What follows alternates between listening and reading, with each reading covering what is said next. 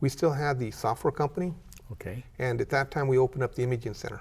And the imaging center was a lesson learned from Las Vegas specifically, in that when we opened up Desert Imaging, there was not a freestanding outpatient imaging center in El Paso. All the imaging had to be done at the hospitals.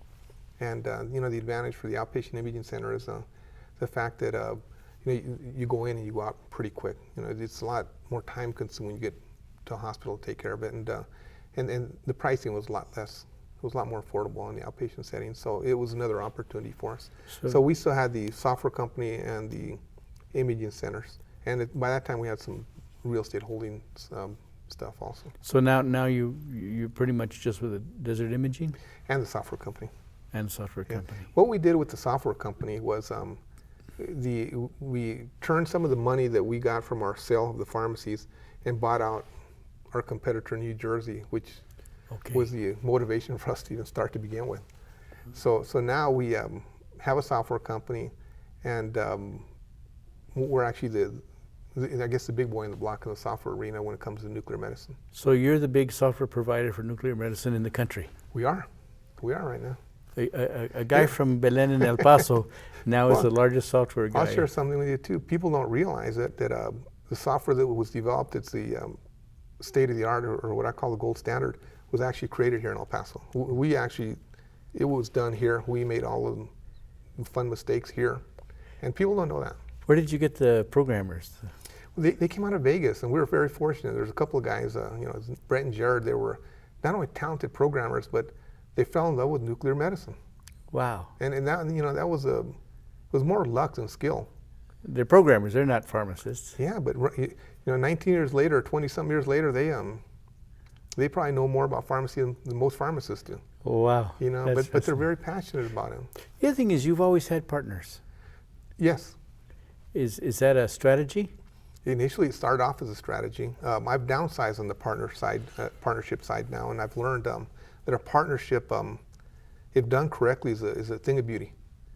But if you pick the wrong partner, it's truly a nightmare. And have you picked wrong partners? I have. You know, I've been in enough ventures now that I've had some bad partners. You know, so my advice is to choose wisely your partners. If you can do it without a partner, you're probably better off. But in today's world, it's tough. Why do you choose a partner? Well, usually it's strategic. Mm-hmm. You know, I mean, for example, when we opened up in Vegas, one of the partners we picked was someone that would help us out in the marketplace. I did not feel comfortable going to Vegas with no business. So I picked a partner who would give me business. And I also picked another partner from the attorney side for the legal protection. So strategically, whenever we went to market, I'd look for a partner that could guarantee business in that market. So a lot of it's strategic. So where did you learn this stuff? How did you learn to build this stuff? A series of hard knocks, I suppose. You know, basically you try to open one door, it doesn't open, you go to the next door, you go to the next door, and eventually you get smarter about picking the right doors to open. So pretty much experience for the most part. I mean, you know, there's a lot that can be learned, you know, through further education, but ultimately, you know, until you go through the process, it's maybe not the best way to learn, but it's a way to learn. Well, learning a business is a process, learning Yes. to grow a business. Yeah. And you weren't afraid of going through the process. You know what? I was not. You know, and I'm glad you bring that up, because the other thing I tell people too is that starting a business is like gambling. You should never gamble more than what you're willing to lose. And in business, you know, if you're willing to lose everything and you can live with that, then you should do it. And when I started off in business, I looked at the worst case scenario and I said, okay, if I do this, I fail, I end up here, am I okay with that? And I told myself I was. You know, but if you're not okay with it, don't do it. You know, so that's how. You've seen people fail. Absolutely. I've not only seen people fail, I'm one of the big failures. You know, not all my ventures have succeeded, you know what I mean? I like trying out new things, like being creative, and some of my ideas aren't very good. You've gotten into ventures that haven't succeeded? Well, I've tried things, you know, new ways of doing things, especially in the infancy of nuclear pharmacy and cyclotrons. There's always areas for, you know, how can you improve on this process? And some of the things worked and some of the things did not. And Yeah, I mean, you know, Wow. I'll still never forget my El Paso failure. You know, it was hard on me. You know, I get asked a lot, you know, about business and how lucky I am and this and that, and people are always surprised when I give my response. And I usually tell people, you know, they ask me if it's hard, and I tell them, you know what, if I had to do it over again, I would not have done it. And people are always surprised with that response. What do you mean? What do you mean? Look where you're at, this, that, and the other. Yeah. I go, it was hard. It took years from my life. And if I had have known what I was getting into, I wouldn't have done it. Right. People don't realize that. They Okay. think it's easy. Yeah. It's not easy. Yeah. And it costs. And it costs, yeah, there's a price to be paid. Yeah. You So know? what does it do to a person to go through that and pay that cost?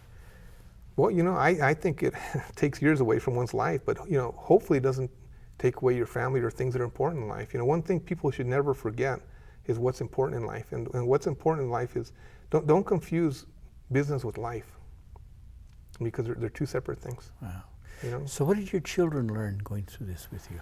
Well, you know, my children probably a little bit more spoiled than I was, and have a little bit more luxuries. But I'd like to think that, you know, that they've learned that, you know, you can work hard, you can be successful, you can help people, you could do a lot of good and stuff like that, and there are opportunities out there.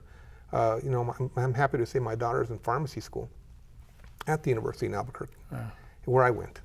You know, and you know, my daughter, I'm very proud of her for being in school and following in my footsteps. And you know, her goal in life was for me when she was littler, smaller. I remember she'd tell me, "It'd be great, Dad. We'll go to work, and when we mix the drugs, you can go get the coffee, because by then you'll have a senior citizens discount." I thought that was a cute That is story, cute. and it's true. But the reality was, I think she wanted to tell me what to do at work as well as home. Yeah. You know, That's neat. they were actually disappointed when we sold the pharmacies. Really? Yeah. I would- I think they were kind of looking forward to. So now how many employees do you have?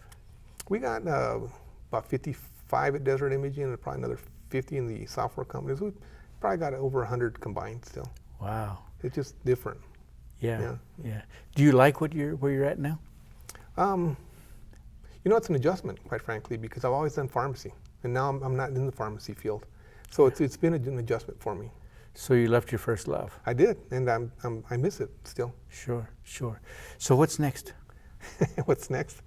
You know, right now I think what's next is a new area in imaging, quite frankly, and you know, I'm reluctant to tell you what's next, only because I like the idea and I'm not ready to share. But it is in the field of diagnostic imaging, and I think what's next is probably a lot bigger than anything I'm doing right now. Actually, let me step back. I will share. It's in the area of mammography.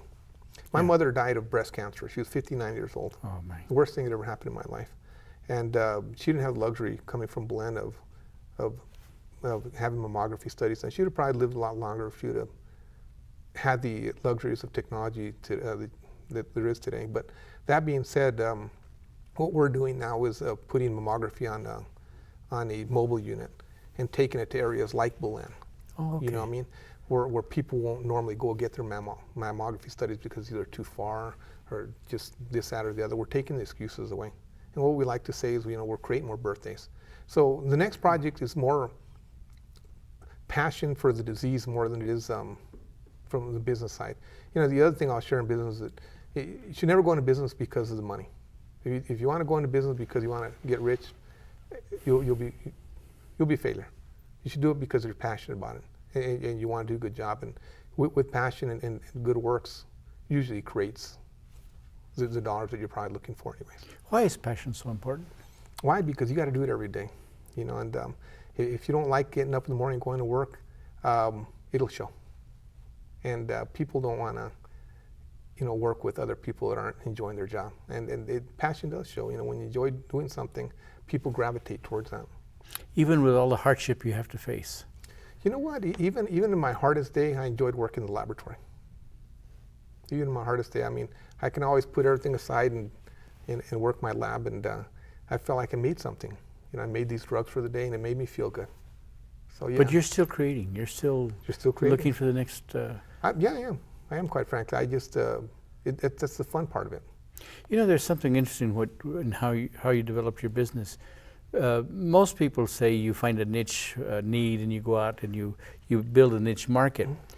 You went into a market that was controlled by a monopoly, and you went in to compete with a dominant force in that industry, and carved out a place, which is a very difficult business model.